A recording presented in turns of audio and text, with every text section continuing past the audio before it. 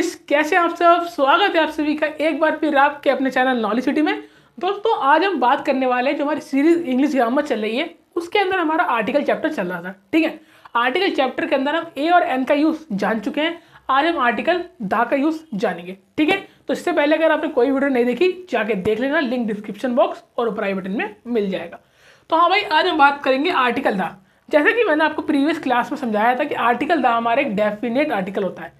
Definite का मतलब जो बात फिक्स हो, जो बात निर्धारित हो, मतलब आपको पहले से उस बात के बारे में पता हो, वहां पे हमारा आर्टिकल दा आता है। तो आज हम इसके यूजेस शुरू कर रहे हैं। ठीक है, देखते हैं। तो यूज ऑफ दा, सबसे पहला आर्टिकल दा का यूज क्या होता है? While speaking of a particular person और थिंग और अ ऑलरेडी रेफर टू। मतलब अगर आप देखें कि दा का यूज होता है वो पार्टिकुलर से पहले होता है कि जो चीज़ पहले से आपकी क्या हो, फिक्स हो। क्या हो? पहले से फिक्स हो। अगर आपको इस बात चल रही है और आपको उस बात क्या है पहले से पता है तो वहां पे आपका आर्टिकल दा आएगा। एग्जाम्पल लिखते हैं, देखिए। I found a purse. मुझे एक पर्स मिला। मुझे एक पर्स मिला। समझिए दोस्तों, मान लीजिए मैं सड़क पे चल रहा हूँ और चलते चलते भाई मेरे को सड़क पे पड़ा हुआ एक पर्स मिला। अब दोस्तों, मैं इस पर्स के बारे में बिल्कुल नहीं जानता ये पर्स किसका है, कहाँ से आया। ये पर्स को बिल्कुल इंडेफिनेट है। आपको मैंने बताया था जो चीज़ इंडेफिनेट होती है, जिसके बारे में कुछ पता नहीं होता, उसके आगे हम आर्टिकल ए और एन का यूज़ करते हैं। तो ये पर्स के बारे में कुछ जानता नहीं था, इसलिए यहाँ पे आर्टिकल ए आया। Confirm. The purse contain a coin. उस पर्स में सिक्का था। तो कौन से पर्स में? जो पर्स मेरे को पड़ा मिला। तो यहाँ पे पर्स क्या हो गया? पर्स फिक्स है ना। हम यहाँ पे कौन से पर्स की याद कर रहे हैं? इस वाले की, जिसको अब हम जानते हैं। तो यहाँ पे आर्टिकल दा आया। ठीक है, लिखा गया था पर्स कंटेन अ कॉइन। उस पर्स के अंदर एक कॉइन था। आपको पता है आर्टिकल ए और एन जहाँ भी आए, इसका मतलब उसके आगे वाली चीज़ आपके लिए अज्ञात है, आप उसको नहीं जानते। आपको उस पर्स के अंदर एक सिक्का मिला। ठीक है, अब आगे बढ़ना। The coin was made of gold. वो सिक्का सोने का था। वो सिक्का सोने का था। कौन सा सिक्का? जो आपको उस पर्स में मिला। तो आपको समझ में आ गया ना। She purchase a silk sari. उसने एक सिल्क की साड़ी खरीदी। अब कौन सी सिल्क साड़ी खरीदी? दुनिया में इतनी सारी सिल्क साड़ी है, हमें नहीं पता। ठीक है, इसलिए आर्टिकल ए लगाया। The sari is very costly. कौन सी साड़ी? वो साड़ी बहुत महंगी है। कौन सी साड़ी महंगी है? यही साड़ी जिसकी बात हमने यहाँ पे की है ना।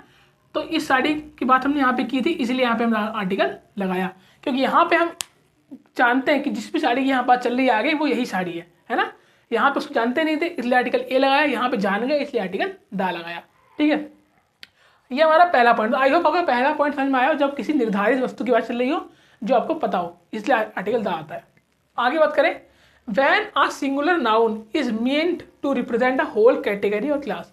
जब कुछ सिंगुलर नाउन का यूज करें पूरी किसी क्लास कैटेगरी को दिखाने के लिए। एग्जाम्पल दोस्तों, अगर मैं आपके सामने लिखता हूँ डॉग, तो डॉग का मीनिंग क्या होता है? दोस्तों, डॉग का मीनिंग होता है कुत्ता। कोई भी एक कुत्ता है ना, डॉग।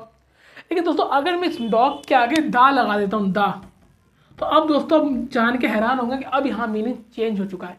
अगर सिर्फ डॉग लिखा है तो कुत्ता, कोई भी कुत्ता, ठीक है। लेकिन अगर दा डॉग लिख गया तो इसका मतलब दा डॉग का दुनिया के सारे कुत्ते। क्या? दुनिया के सारे कुत्ते। अगर किसी क्लास, किसी कैटेगरी के आगे दा लग जाता है, आर्टिकल दा, तो फिर वो उसकी पूरी ही कैटेगरी को रिप्रेजेंट करता है। जैसे कि the dog is a faithful animal. कुत्ते जो होते हैं वो भरोसेमंद जानवर होते हैं। तो यहाँ पे किसी एक कुत्ते की बात नहीं चल रही, दुनिया भर के कुत्तों की बात चल रही है ना। अब मैंने यहाँ लिखा, तो देखिए, अगर मैं सिर्फ लिखता हूँ पुअर, तो पुअर मतलब गरीब। लेकिन अगर मैं उस पुअर क्या आर्टिकल दा लगा देता हूँ, दा पुअर, तो अब इसका मतलब दुनिया के सारे गरीब। दा पुअर मतलब दुनिया के सारे गरीब, है ना। रिच अमीर, दा रिच दुनिया के सारे अमीर। ग्रीडी लालची, दा ग्रीडी दुनिया के सारे लालची। तो अगर आर्टिकल दा किसी कैटेगरी, किसी क्लास के आगे लगता है तो उसकी पूरी क्लास को वो रिप्रेजेंट करता है। आई होप आपको ये 2 पॉइंट समझ में आ गए हो। अब हम आगे बढ़ते हैं। ठीक है दोस्तों, इतना नोट कर लीजिए। दोस्तों, बात करते हैं अगले पॉइंट की। अगला पॉइंट है हमारा the is use with the names of renowned building, river, ocean, sea. मतलब जिन बिल्डिंगों को, रिवर को, ओशन को, सी को जाना माना है, मतलब लोग जानते हैं, बहुत फेमस है, उनके नाम से पहले भी आर्टिकल दा का यूज होता है। अच्छा, example the red fort. Red fort मतलब लाल किला। लाल किला क्या है? जाना माना है, सब जानते हैं, इसलिए उसके नाम से पहले आर्टिकल दा। द गंगा क्या है? हमारी रिवर है। The Indian Ocean, the Red Sea. तो क्या ये जानी मानी जगह है? जाने माने सी हो गया, बिल्डिंग हो गई, सब जाने मानी जगह है, तो इसलिए इनके नाम से पहले आर्टिकल द आता है। ठीक है, before the name of direction, दिशाओं के नाम से पहले। जैसे कि द नॉर्थ, द साउथ, ठीक है।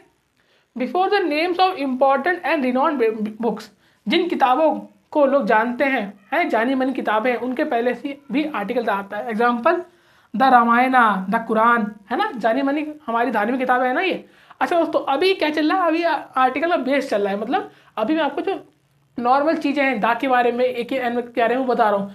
जैसे हमारा ये बेस खत्म होगा, फिर मैं आपको कुछ एडवांस लेवल की टॉपिक भी बताऊंगा इन आर्टिकल के अंदर, जो आपको कहीं नहीं मिलेंगे, मतलब मोस्टली आपने किसी किताब में देखे नहीं होंगे, है ना। अभी तो क्या है, नॉर्मल चीज़ आपने पढ़ी भी होंगी आगे, है ना। पहले अभी मैंने क्या बोला था, पहले बेस करेंगे, तो अभी अभी बेसिक कर रहे हैं, जब ये खत्म हो जाएगा इसके बाद में कुछ टॉपिक आपको एडवांस लेवल के भी समझाऊंगा, ठीक है। तो समझ लेते हैं पहले ये। अच्छा, आगे क्या है, before the name of person family in plural, मतलब किसी बंदे की फैमिली का सरनेम होता है ना, उसके आगे भी आर्टिकल द आता है। जैसे कि मैं दीक्षित हूँ, तो मैं लगा सकता हूँ द दीक्षित। कोई शर्मा है, द शर्मास। अंबानी है, द अंबानीज। त्रिवेदी है, द त्रिवेदीज, है ना। तो लेकिन सरनेम है वो प्लूरल में लिखा होना चाहिए, ठीक है ना। जैसे कि क्या, the Ambanis, the Dikshit, the Sharma, the Rajput, है ना, जो भी आपका सरनेम है फैमिली का, ठीक है। तो आपको अभी आर्टिकल जाके इतनी समझ में आए, इतने नोट कर लीजिए, आगे बढ़ते हैं फिर।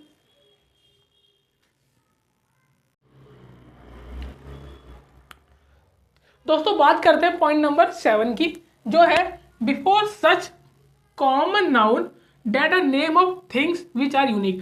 दोस्तों आपको पता है कॉमन नाउन क्या होता है। कॉमन नाउन वो होता है जो किसी एक कैटेगरी को हम कॉमनली बोल देते हैं, ठीक है। अब दोस्तों उस कॉमन नाउन से पहले आर्टिकल आएगा जो यूनिक हो, जो यूनिक हो। एग्जाम्पल द सन। अब दोस्तों सन, सन क्या है, सन बहुत सारे तो है नहीं, हमारे पास अपना एक ही सन है, तो फिक्स है, डेफिनेट है, इसलिए उसके नाम से पहले क्या आएगा, द सन। वो यूनिक भी है, ये तो है नहीं हमारे पास 10 सन है, सन तो एक ही है ना, ठीक है। और द मून, मून भी एक ही है। द अर्थ, अर्थ भी हमारी एक ही है। और द स्काई, स्काई भी एक ही है। तो ये सब चीज़ें क्या है, एक है और यूनिक है ना। 10 तो है नहीं, इसलिए इनके नाम से पहले क्या है, आर्टिकल द आएगा। आगे एग्जाम्पल क्या था, sky is dark and the moon is shining, तो क्या है, article the. The is place only before the plural name of islands. दोस्तों याद रखना, इसको हम आइसलैंड नहीं पढ़ते, इसको हम क्या पढ़ते हैं, island. And the mountain ranges and plural name of countries, कि कोई कंट्री है इसका नाम प्लूरल है, ठीक है, उसके नाम से पहले आर्टिकल द आएगा, और माउंटेन के नाम से पहले आर्टिकल द आएगा, आइलैंड के पहले द आर्टिकल आएगा, ठीक है। Example the Netherlands. अब नीदरलैंड क्या है, कंट्री है, जो प्लूरल नाम है इसका, नीदरलैंड्स, इसलिए इससे पहले क्या आएगा, आर्टिकल द आएगा। द हिमालयाज, हिमालय क्या है, माउंटेन है, इसलिए द हिमालय आएगा, ठीक है ना। अगला point, before term referring nationality and community, कोई अपनी राष्ट्रीयता नेशनैलिटी शो कर रहा है या अपनी कम्युनिटी को दिखा रहा है, तो उससे पहले आर्टिकल द आएगा। जैसे कि मैं इंडिया से हूँ तो द इंडियन, है ना। कोई फ्रांस से है तो द फ्रेंच, कोई जर्मनी से है तो जर्मन, ठीक है। अब दोस्तों आपके लिए यहाँ पे क्वेश्चन है, नोट कर लीजिए। जैसे कि कोई जर्मनी से है तो द जर्मन बोल दिया, इंडिया से है तो द इंडियन। तो आप मुझे बताइए कि अगर कोई व्यक्ति यूके यानी कि यूनाइटेड किंगडम से है, तो उसको हम क्या बोलेंगे, उसको हम क्या बोलेंगे, इसका आंसर कमेंट बॉक्स में देना, ठीक है दोस्तों। आगे बात करते हैं।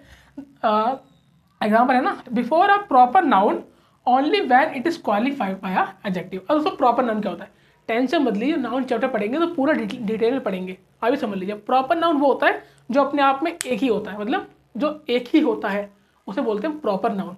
तो हम प्रॉपर नाउन से पहले भी आर्टिकल था लगाएंगे, लेकिन कब, जब उससे पहले एक एडजेक्टिव हो। एडजेक्टिव क्या होता है, मैंने आपको पहली क्लास समझाया था, जो किसी नाउन की क्वालिटी को बताता है। और नाउन क्या होता है, दुनिया में हर चीज़ नाउन है, ठीक है।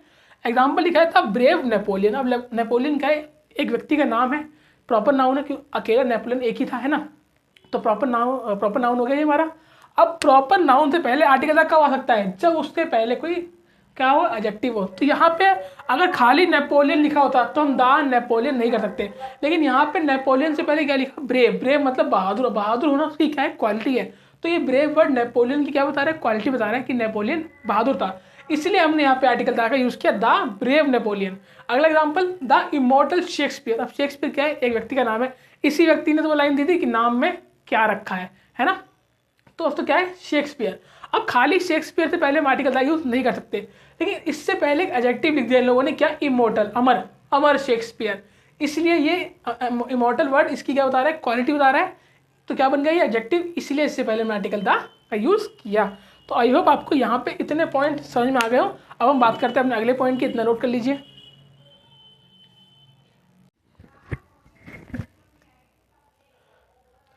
दोस्तों चलिए बात करते हैं अगले पॉइंट की। अगला पॉइंट है बिफोर ऑर्डिनल्स, कि आर्टिकल द का यूज जो होता है वो ऑर्डिनल से पहले होता है। अब ऑर्डिनल सुन के आपके दिमाग में क्वेश्चन क्लिक क्या होगा कि भैया ऑर्डिनल क्या होता है। ऑर्डिनल से पहले दो टर्म के बारे में समझेंगे कि एक कार्डिनल और ऑर्डिनल ये दोनों होते क्या भैया।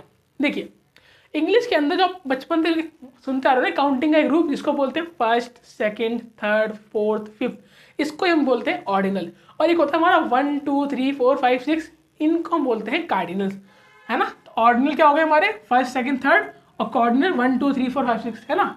तो जो हमारे ऑर्डिनल होते हैं इनसे पहले हमारा आर्टिकल द आता है, कार्डिनल से पहले नहीं आता। एक एग्जाम्पल के रूप में अपने आपको समझाता हूँ कैसे। देखिए मान लीजिए कोई प्रिंसिपल था, अपने क्लास में गया, अपने स्कूल की किसी क्लास में गया और उसने बोला कि मुझे ये फर्स्ट पर्सन चाहिए, फर्स्ट पर्सन। अब उसको देखिए डेस्क पड़े बच्चे बैठे, तो फर्स्ट का मीनिंग क्या निकल के आ रहा है, जो पहली डेस्क पे बैठा होगा। अगर प्रिंसिपल बोलता है कि फर्स्ट वाला व्यक्ति मेरे को चाहिए तो फिक्स है ना, फर्स्ट कौन, पहली डेस्क पे बैठा हुआ है। सेकंड बोलेगा तो सेकंड जो दूसरी बैठा हुआ है, थर्ड जो तीसरी बैठा हुआ है, ठीक है। लेकिन अगर प्रिंसिपल बोलता है कि मुझे 1 चाहिए, अब 1 का मतलब तो कोई भी एक बच्चा कहीं से भी उठ के आ जाए, 1 तो फिक्स नहीं है। बोलता है मेरे को 2 बच्चे चाहिए, 2 कौन सा 2 भाई, 2 कोई से भी 2 बच्चे उठ के आ जाएंगे, है ना। तो फर्स्ट सेकंड थर्ड एक फिक्स आपको थिंकिंग दे रहा है, इसलिए यहाँ पे आर्टिकल दा आता है। 1 2 3 से पहले आर्टिकल दा नहीं आता। समझ में आ गया। अगला point the sixth before musical instrument. अच्छा एग्जाम्पल समझ में आ गया ना आपको। 6th chapter of this book is very interesting, है ना। बिफोर म्यूजिकल इंस्ट्रूमेंट, जो हमारे जितने भी आपके म्यूजिकल इंस्ट्रूमेंट्स होते हैं इनसे पहले आपका आर्टिकल दा आता है। Example he can play the flute, वो मुरली बजा सकता है, बांसुरी बजा सकता है, इसलिए आर्टिकल था। He can play the tabla, वो तबला बजा सकता है। जितनी भी आपकी म्यूजिकल इंस्ट्रूमेंट है, फ्लूट हो गई, तबला हो गई, पियानो हो गया, गिटार हो गया, इन सबसे पहले आर्टिकल था आता है। Okay next point before invention, जितने भी आपके आविष्कार है दोस्तों, इन आविष्कार से पहले भी आर्टिकल था आता है। जैसे कि who invented the telephone, telephone का आविष्कार किसने किया, टेलीफोन का आविष्कार, तो आर्टिकल था, ठीक है। बिफोर डेजिग्नेशन, डेजिग्नेशन का मतलब दोस्तों होता है पद, कि हर व्यक्ति का जिसका कोई पद हो। जैसे कि प्राइम मिनिस्टर क्या है, एक पोस्ट है, प्रेसिडेंट क्या है, एक पोस्ट है, डायरेक्टर क्या है, एक पोस्ट है, प्रिंसिपल क्या है, एक पोस्ट है। तो इन पोस्ट से पहले आर्टिकल दा का यूज होता है।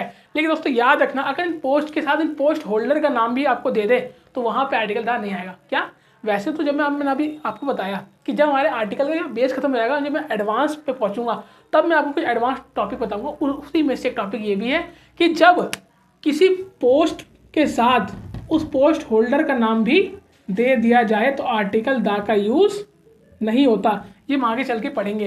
लेकिन अगर सिर्फ पोस्ट दी हो तो आपका आर्टिकल दा का यूज हो जाएगा, ठीक है। अच्छा तो दोस्तों आपको आई थिंक इतने पॉइंट समझ में आए हो। तो आज के लिए इतना ही। आज मैंने आपको आर्टिकल दा के 14 पॉइंट समझाए। इनमें से किसी भी पॉइंट में आपको दिक्कत हो तो कमेंट बॉक्स में पूछ लेना, ठीक है। नेक्स्ट क्लास में हम आगे की चर्चा करेंगे। अब दोस्तों जैसा मैंने आपको बताया कि कम्युनिटी पोस्ट पे भी हम क्वेश्चन डालते रहते हैं। जैसे कि आज हमने क्लास में जो पढ़ा, अब इस क्लास से रिलेटेड क्वेश्चन आपको कम्युनिटी पोस्ट पे मिलेंगे, ठीक है। यूट्यूब पे एक फीचर है कम्युनिटी पोस्ट, जहाँ पे मैं क्वेश्चन डालता हूँ जो क्लास में पढ़ा है उससे रिलेटेड। तो वहाँ जाके आप आंसर क्लिक करके जान सकते हैं कि आपको कितना याद रहा। और आंसर के साथ मैंने नीचे एक्सप्लेनेशन भी दी है, तो आपको आसानी रहेगी समझने में, ठीक है। बाकी इतना समझ में आ गया। कोई डाउट हो तो कमेंट बॉक्स में पूछ लेना। मिलता हूँ नेक्स्ट क्लास में, आगे के टॉपिक के बारे में बात करेंगे, ठीक है। बाय।